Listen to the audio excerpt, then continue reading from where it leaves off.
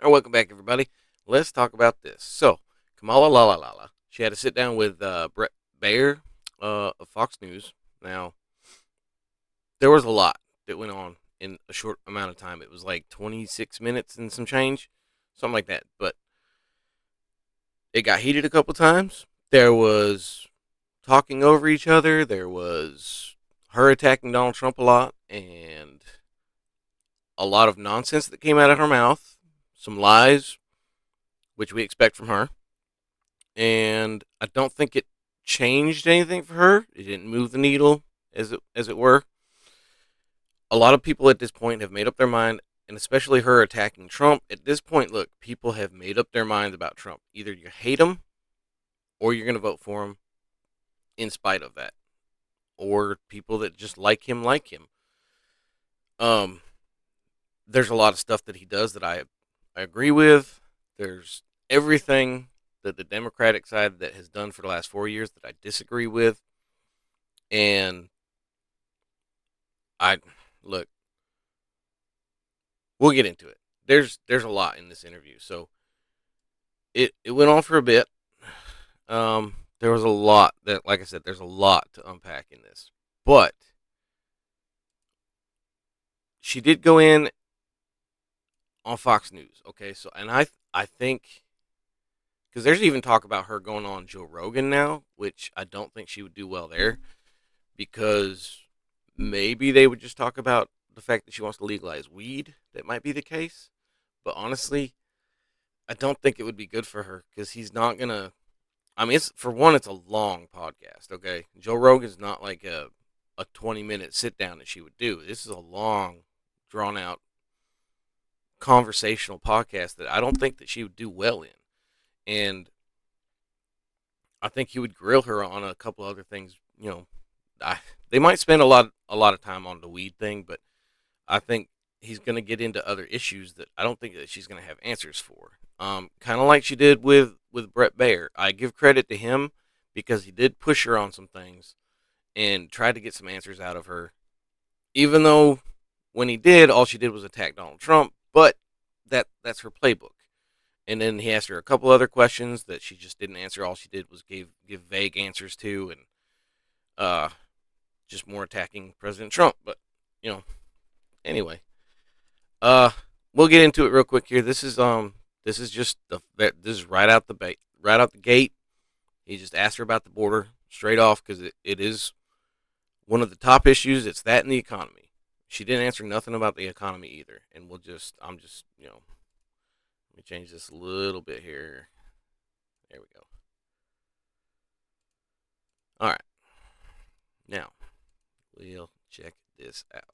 Madam Vice President, thank you for the time. Thank you. It's good to be with you, Brett. You know, voters tell pollsters all over the country and here in Pennsylvania that immigration is one of the key issues that they're looking at this election, and specifically the influx of illegal immigrants from more than 150 countries. How many illegal immigrants would you estimate your administration has released into the country over the last 3.5 years? Well, I'm glad you raised the issue of immigration because I agree with you. It is a topic of discussion that people want to rightly have. And you know what I'm going to talk about. Yeah, but right now, just a number. Do you think it's 1 million, 3 million? Brett, let's just get to the point. Okay, the point See, she doesn't want to answer that. That we have a broken immigration system that needs to be repaired. So your Homeland Security Secretary said that 85% of apprehensions. I'm not finished. We have it's a rough estimate of 6 million people have been released into the country. And let me just finish. I'll get to the question. I promise you. I was beginning to answer. And when you came into office, your administration immediately reversed a number of Trump border policies. Mm-hmm. A lot of. Most significantly, the policy that required illegal immigrants to be detained through deportation, either in the U.S. or in Mexico. And you switched that policy. President Trump ended catch and release from custody, awaiting trial. So instead, included in those were a large number of single men, adult men, who went on to commit heinous crimes. So, looking back, do you regret the decision to terminate Remain in Mexico at the beginning of your administration? At the beginning of our administration, within practically hours of taking the oath, the first bill that we offered Congress before We worked on infrastructure before the Inflation Reduction Act, before the CHIPS and Science Act, before the bipartisan Safer Communities Act. The first bill, practically within hours of taking the oath, was a bill to fix our immigration system. Yes, ma'am. It was called the U.S. Citizenship Act of 2021. Exactly. It was essentially a pathway to citizenship for the. Yes, ma'am. May I finish responding, please? Look, this bill that she's talking about, okay, it was the HR 1177. It was drafted. It was put, it was taken to the House, and nothing happened to it. I'm gonna show you this here. Look, this bill that they're talking about, okay, right here, it says clearly right there. Bill H.R. 1177, otherwise known as the United States Citizens Act, was introduced by President Biden on the first day of his presidency in 2021. The bill, if passed, would amend the Immigration and National Act enacted in 1952 and mark the first significant change in the U.S. immigration policy in several decades. As it stands, H.R. 1177 was introduced to the House, but has not yet been voted on as of June 2022. Now, this article was from August 16th of 2022, and it still hasn't been voted on. So you can tout this bill all you want. She says on day one we drafted. Okay, but what happened to that thing? It wasn't even voted on. You sent it to the House, and then it just stayed there for the last almost 4 years now. It was drafted on day one, as she said, but nothing ever happened with it. Okay, so if you're so proud of this bill that you introduced on day one, why wasn't it ever voted on? It just sat in the House and nothing happened to it. You couldn't even vote on it and get it up to the Senate. What is going on with that bill? And then she's gonna go back to the other bill the other one that was guaranteeing money to Ukraine, $60.1 billion to Ukraine. Now, yeah, there was just over $20 billion that was going to go to the border, but you got $60.1 billion going to Ukraine, and then a few billion here and there going to other countries. You cannot call that a border bill. I've said it. I've said it many, many, many times. You cannot call that a border bill when the majority of the money is going somewhere else. Not even in the United States, but to other countries. It's not a border bill. She'll come back to it. All right.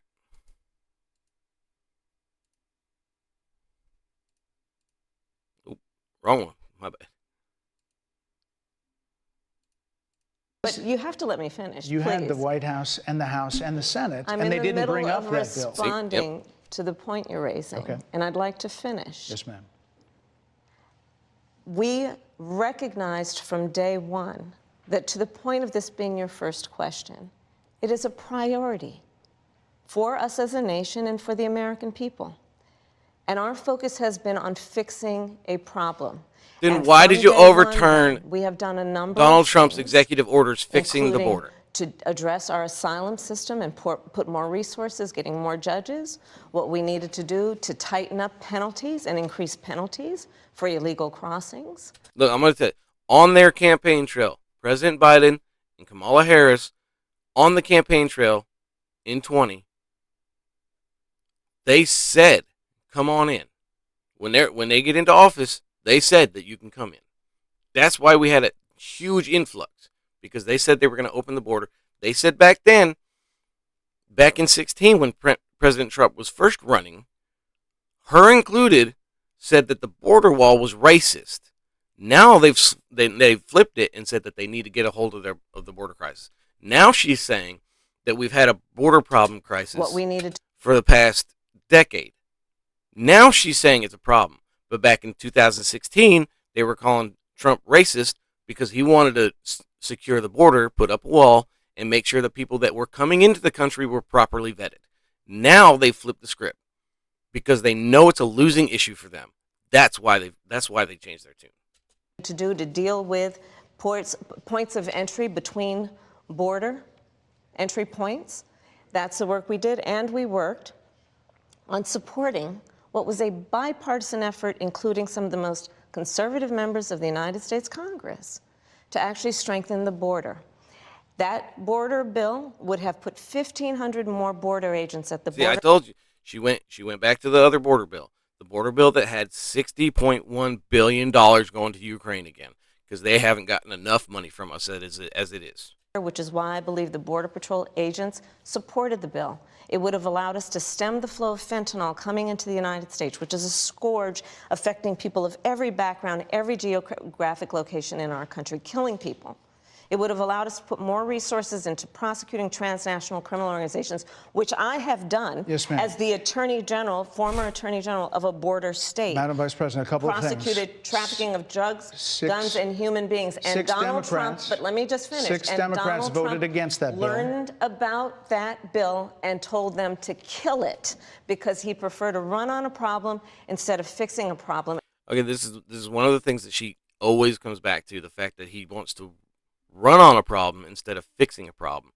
They've been in office for almost 4 years now. Haven't fixed it. Like I said before, 16, they called him racist because he wanted to fix the border.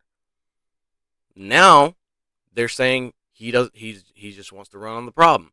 He started fixing the problem when he was in office before. Now, they're all for it.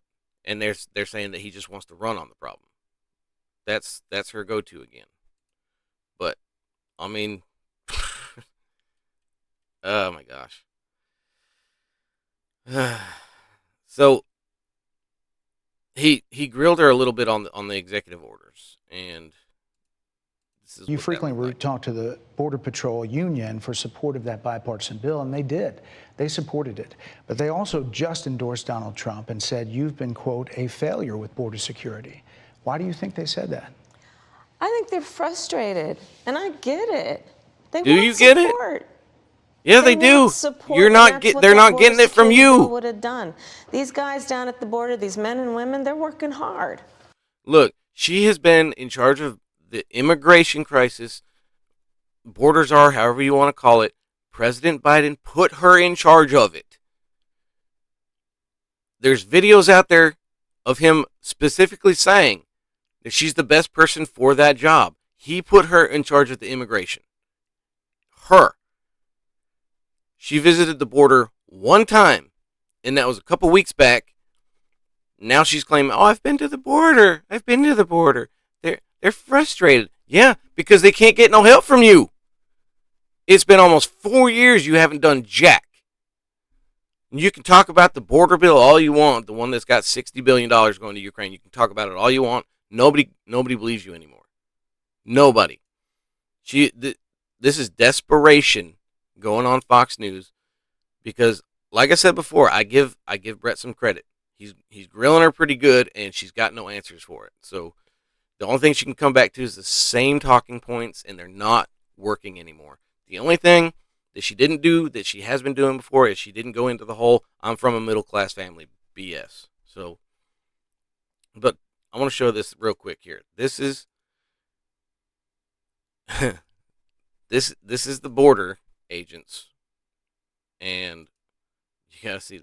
Look, the National Border Patrol Council, the union representing roughly 1,600 Border Patrol agents nationwide, endorsed former President Donald Trump for president while criticizing President Joe Biden and Vice President Kamala Harris. On Monday, the union issued a statement saying, on behalf of 1,600 men and women represented by the National Border Patrol Council, we strongly support and endorse Donald J. Trump for President of the United States.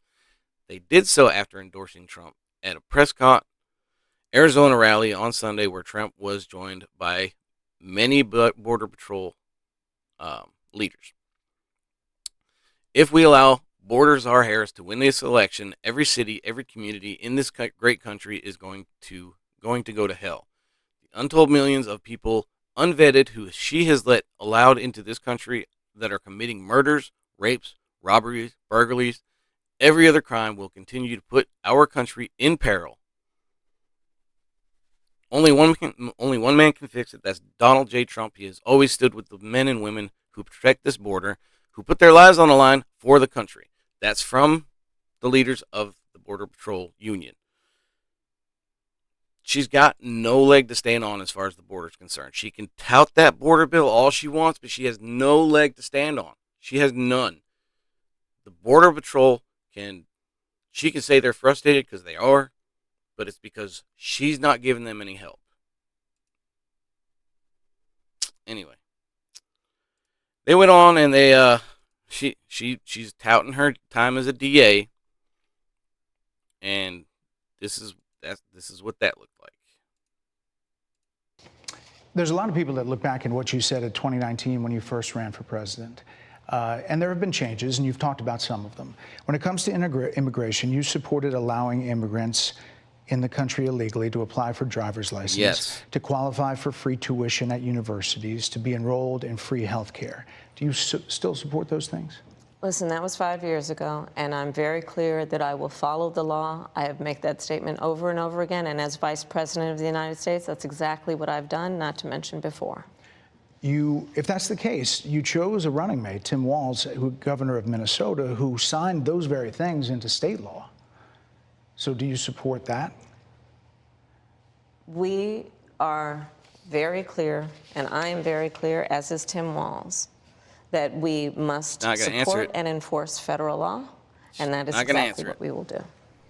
So decriminalizing border crossings, like you said in 2019. I do not believe in decriminalizing border crossings, and I've not done that as vice president. I will not do that. Yes, you have. So these are evolutions that you've had. But let's be very clear. I'm the only person who's running for president who has prosecuted. Here we go. Here we go. Transnational criminal organizations, from the Sinaloa cartel to the Guadalajara cartel to people who have trafficked in guns, drugs, and human beings. I have spent a significant part of my career going after people who present a threat to the safety of the American people and cross our border with the intent of doing us harm and cross our border illegally. And I will do that work as vice president. I take that work quite seriously. She doesn't take it seriously. Because if she did, she would have been doing something the entire 4 years that she's been in charge of the immigration. She doesn't take it seriously at all, not in the least sense. She got moved up to VP as a DEI hire, and she hasn't done a single solitary thing. Nothing. And that's exactly what she's going to do as president. Nothing. She's going to let the country go to crap, just like she has now, just like Joe Biden has now. And as far as her time as a DA, let's not forget that she was the one that kept, people in jail for misdemeanor, drug charges on marijuana. And now she wants to legalize that. But she was the one that jailed people for marijuana charges. Now she wants to legalize it. She was the one that kept a guy on death row and had to be forced to let him out. She was the one that kept people in jail past their sentencing date to battle wildfire in California because it was cheap labor. That's her record as a DA. Not, she can tout that too all she wants, but it's just not. I'm telling you, this stuff is not working for her the way that I don't know who's giving her advice, but she should fire them. I mean, her turnover rate's high anyway with her team. Everybody that's worked for her said that she is terrible to work for, and that she's So why not just fire that person too? Because they're obviously not doing a good job. Like I said, this is all desperation, and I don't think it's gonna work for her. But this next one here we got. They brought up the polls.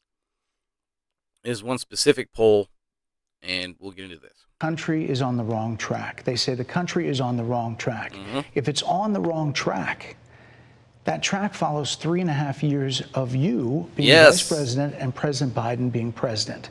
That is what they're saying, 79% of them. Why are they saying that? If you're turning the page, you've been in office for 3.5 years. And Donald Trump has been running for office.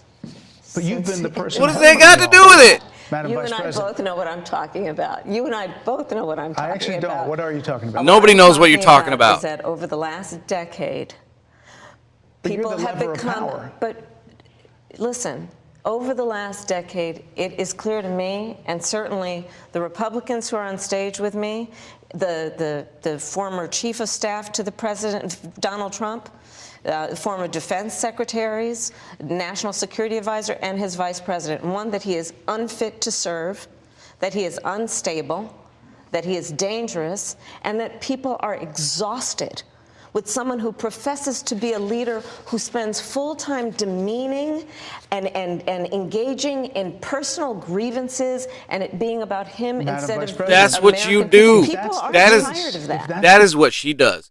Every time she gets asked a question about something that is too hard to answer, she pivots and puts it on Trump and says that he's dangerous. All these personal attacks.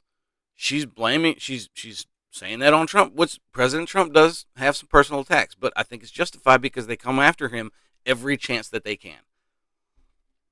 The personal attacks he is doing is in retaliation to what they say about him, because these people don't know how to run against him other than attacking him, and they've been doing it ever since 2016, and people, that's what people are tired of. They're tired of the personal attacks against President Trump. Like I said, people at this point, we've known about President Trump. We've had 4 years of him in presidency. We know what his presidency can look like. And people at this point are tired of, is a contrast compared to the 4 years of Trump and the 4 years of Biden and Harris. People see the contrast and say, President Trump was better. That's what it is. And they got no defense against it. So they got personal attacks, and that's what people are tired of. Ever since 2016, people know who Trump is. They know he's pretty decent on policies. He's good on the foreign policies, and he made the economy better. I mean, it's a bad contrast between President Trump and the Democrats. So people know it, and they're tired of the personal attacks against him. But they already have their mind made up. They either hate him or they like him, or they're going to vote for him because of the fact that the Democrats did so bad. So. The case, why is half the country supporting him? Why is he beating you in a lot of swing states? Why, if he's as bad as you say, that half of this country is now supporting this person who could be the 47th president of the United States? Why is that happening? This is an election for president of the United States. It's not supposed to be easy.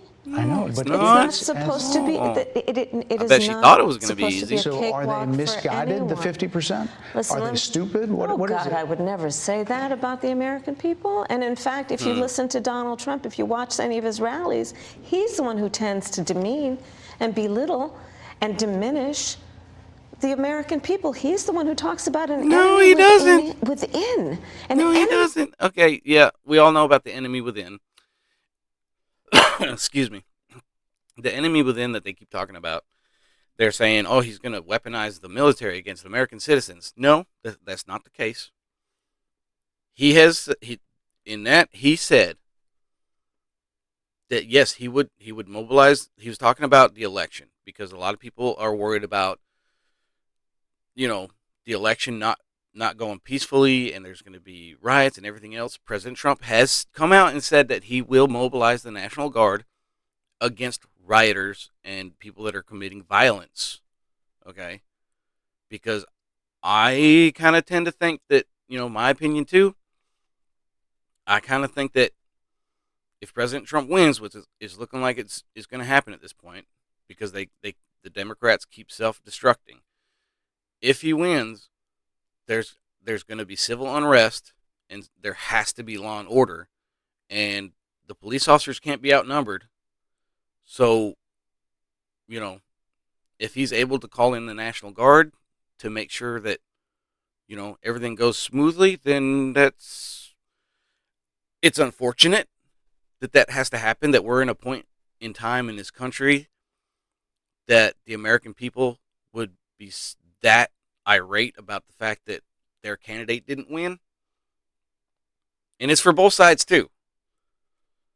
that the National Guard would have to be called in. They should have been called in for January 6th. I completely agree with that. Pelosi dropped the ball on that one. President Trump said that, there's something, it might be necessary. It might be. So that's all he's saying. He's not going to be mobilizing the military against innocent civilians like the Democrats keep touting. They're taking this way out of context in order to scare people and not to vote for him. It's just a scare tactic that the Democrats are pulling out. That's all it is. Anyway, take a look at this here. I want to show this. This is when she says that she would never say that about the American people. It's a bull-faced lie because she's already said it. This is, I forget where this was. I just remember her saying it, so I was able to find it. Not on YouTube. They won't have it there. I found it on Rumble, but yeah, check this out. This is her calling people stupid. Now, granted, it's a specific group of people, 18 to, I think she said 24, but she straight up calls people stupid, and she says she would never do it. But here, Amazon hates this, but there's nothing they can do to stop it. There's a new electric lighter out there, and it's got the firepower. Did you know there's a revolutionary pair of shoes that's disrupting the pain relief industry right now? Because all right, y'all, if you haven't seen this, you need to see this. This is what Kamala Harris investing. All right, y'all, stay till the end. What else do we know about this population, 18 through 24? They are stupid. That is why we put them in dormitories, and they have a resident assistant. They make really bad decisions. There you go. But she wants to the Democrats want to lower the age group of voting down to 16. But she just there you go. She called people stupid. I would never do that to them. Well, you already have. So what do you think? Anyway, moving on to the next one. Former president today, Horace Faulkner, had a town hall, and this is how he responded. I heard about that. They were saying I was like threatening. I'm not threatening anybody. They're the ones doing the threatening. They do phony investigations. I've been investigated more than Alphonse Capone. He was the greatest gangster. No, it's true. No, but think of it. It's called weaponization of government. It's a terrible thing. So, Brett, I'm sorry, and with all due respect, that clip was not what he has been saying about the enemy within that he has repeated when he's speaking about the American people. That's not what you just showed. Well, he was asked about that specific... No, that's not what you just showed. In all fairness and respect to you. That was the question that we asked him. You didn't show that, and here's the bottom line. He has repeated it many times, and you and I both know that. And you and I both know that he has talked about turning the American military on the American people. He has talked about going after people who are engaged in peaceful protests. That's not what he said. He's talked about locking people up because they disagree with him. This is a democracy. And in a democracy, the president of the United States of America should be willing to be able to handle criticism without saying he'd lock people up for doing it.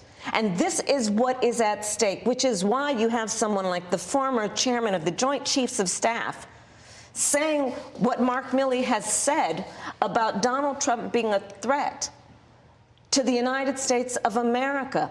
He's quoted in the Bob Woodward book that way, yes. Look, I'm just going to say this. Look, I don't know if she's just misinformed. She hasn't watched exactly what President Trump said. I don't know. Or if she's just outright lying. Me, I would honestly, my opinion, I would say the latter. I think she's just a liar. But her party, January 6th people. Now, I'm going to January 6th was a bad thing. There was things that happened there that shouldn't have happened there.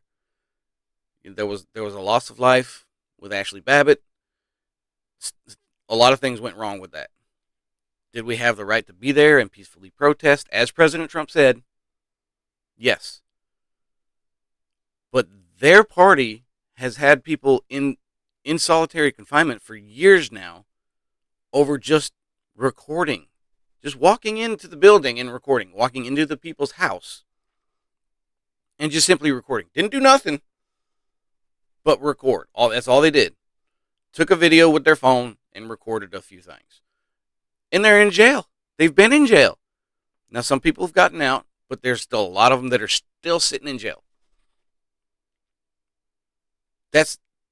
And they're going to say that he's going to come after his political opponents, weaponizing the military against them. That's not what he said. I've already said it. He said he would have to do it for a peaceful transfer of power to make sure that nothing bad happens. Unfortunately, in our country at this point, unfortunately, that's where we are, and it sucks. It's stupid that people can't accept results and just move on with their lives. That's what I did when President Biden and Harris got elected. I said, "Oh man, that sucks. We're in for a crapshoot," and we are. We were. Look at what's happened over the past 4 years. But I've meddled on. I've struggled, and I've moved on. I've had a lot of I can say I've had a lot more money when President Trump was in office. I've had a lot less since Harris and Biden have been in there. But I've moved on, and I'm hoping this time we can get rid of them, and President Trump can get back in there and make America great again. So it's unfortunate that we're at a point in our country that people just can't accept things. And I understand there was a lot of shady stuff that happened with the last election. And I understand that. I understand President Trump's frustration. I understand people's frustrations. I was frustrated over a lot of stuff that I saw. I think that there was a lot of shady stuff that happened with the 2020 election. I do. And there was a lot of stuff that, I'm not going to get into all that. That's going to be something different. But it's just frustrating that she keeps saying that, he's saying this, and that's not what he said. We'll take a look at this here. President Kamala Harris has said you sounded unhinged and unchecked power is in our future. What do you say about that? I thought it was a nice presentation. I wasn't unhinged.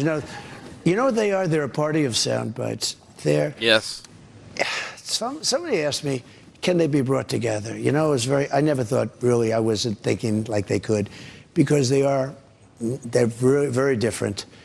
And it is the enemy from within, and they're very dangerous. They're Marxists and communists and fascists, and they're sick.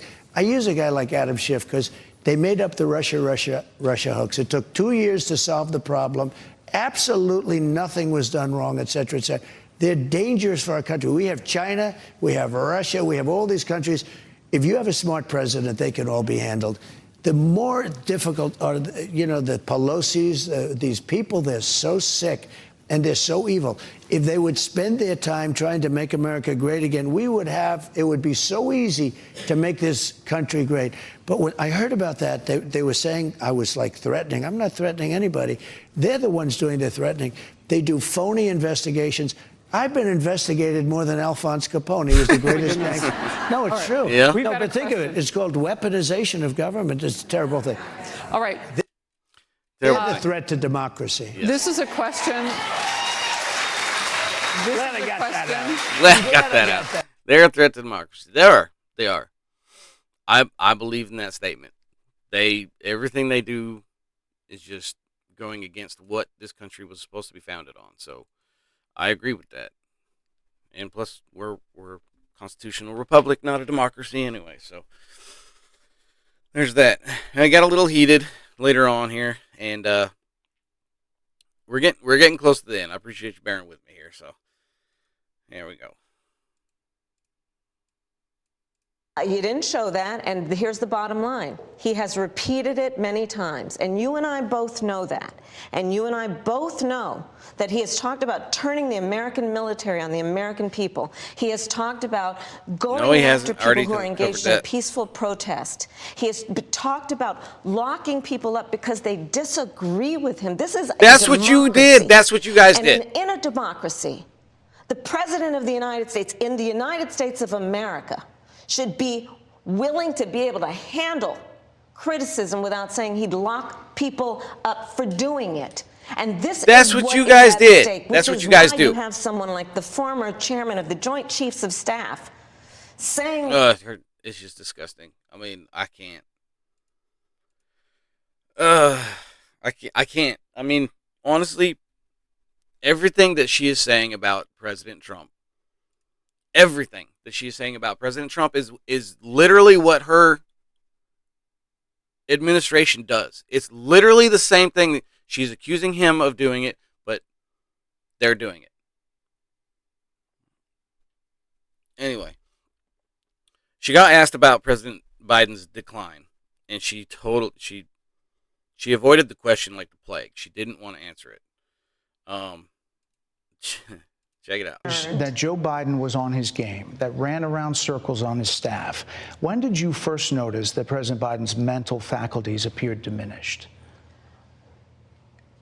Joe Biden. She didn't know what to say. She's like, what? I have watched from the Oval Office to the Situation Room, and he has the judgment and the experience to do exactly what he has done in making very important decisions on behalf of the American people. There were no concerns raised? Brett, Joe Biden is not on the ballot.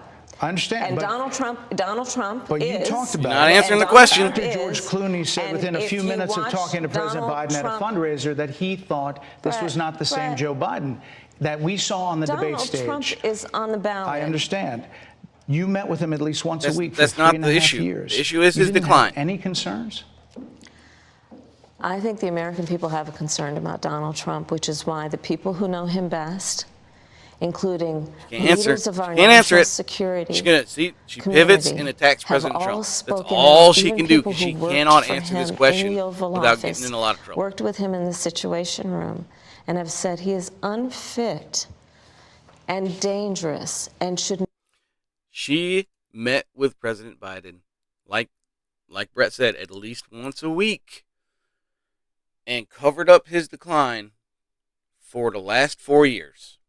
Everybody could see it, and it was on full display during the debate between him and President Trump. A lot of people said that they should have done that debate later, so that he wouldn't have time to, they wouldn't have time to switch him out with Kamala. But it's obvious it's not working for them that way either, because Trump's pulling ahead everywhere. I mean, the poly market's got him up by 14 now, and even in the national polling, he's starting to pull out ahead of her now too. So he's leading in most of the swing states, and I've said it before. I think he's going to take the swing states. Maybe he'll miss one, but I think he's going to take all of them. So you got that. I think he's been in decline ever since he was running in 20, and she knows it. The administration knows it. Everybody in there knows it, and they've all covered it up, including her. She can't answer that question right there. She pivoted and started attacking President Trump again because she can't answer it without getting in all kinds of trouble. But anyway, they moved on, and they were talking about Iran and the oil. And just keep in mind while we watch this clip that her administration was, it was in the beginning of the administration that they just totally took out the Keystone XL pipeline. A pipeline that was keeping America energy independent. And, President Trump's whole drill, baby drill, energy independence brings down the cost of oil, brings down the cost of gasoline for the truckers, taking food to the grocery stores, which in turn brings down the price of groceries and everything else, because everything is transported. Everything needs gas. Transportation, you lower the cost of energy, and everything else comes down. It's common sense.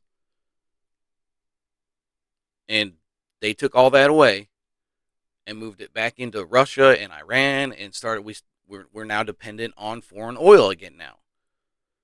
And that's a big reason. That and the immigration crisis. I mean, those are the two big reasons. That and them just giving away free money. Her whole $25,000. She brought that up. I didn't cover that on this because I've already covered that in length. Her whole $25,000 for first-time home buyers, and the $50,000 for business owners.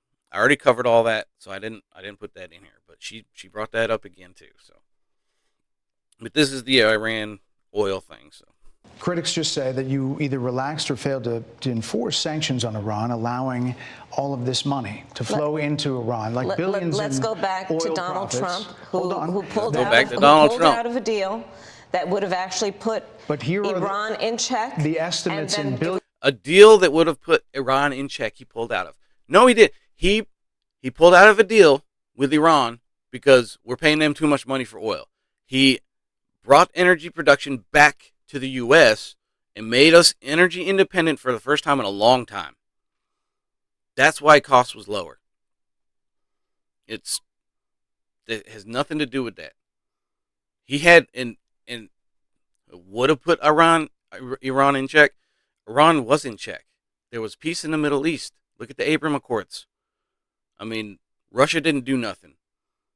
You know, Russia was in check. China was afraid of us. I still think China's afraid of us. But that's not because of the government. It's because of the people. Because China knows, I forget exactly who said it, but it was said behind every blade of grass is an American with a gun, which is true. We own the majority of guns in the world. U.S. citizens do. And that's because of the Second Amendment, and that's part of what keeps us safe from foreign invaders. So it was during Donald Trump's administration that Iran regime, that we had an American military base that was attacked, where American soldiers suffered traumatic brain injuries, and Donald Trump dismissed them as headaches. Not to mention that's been debunked. That's a lie. They tout these lies about President Trump all the time. Even the ones they don't even care that they've been debunked. The good people on both sides, the headaches thing, the suckers and losers things, all things that have been debunked, but they still tout them out because people just, I don't know if people just don't know that they're incorrect, or they just don't care to know if they're incorrect, or something else. I don't know. I know for a fact that they've all been debunked, and they still tout the lies because they just, for some reason, they just get away with it. It's anyway. We're gonna wrap this up here with this one. This is the end of it here. He tells her that they're telling him to wrap up. And like I said, it was a short interview. I actually went a lot longer than the interview did, but we'll wrap this up too on this. Madam Vice President, they're wrapping me very hard here. I hope you got to say what you wanted to say about Donald Trump. There are a lot of things. There's more to say. I have much more to say. I'm sure you do. Want to learn about more attacks and your policies, and that's why I invite everyone to go to KamalaHarris.com, and you will see that I have 80 pages of policies that are quite comprehensive and should be accessible to anyone who would like to read them. And it includes what I intend to do about affordable housing, what I intend to do about small businesses, what I do and that's why we invited you here our economy, to see where you were in 2019 and where you are now. America's military and ensure we have the most lethal and best fighting force in the world. Madam Vice President. Look, I'm going to tell you right now. When people call her a chameleon, that's because she is. I mean, there's no solid thing that she has not flip-flopped on.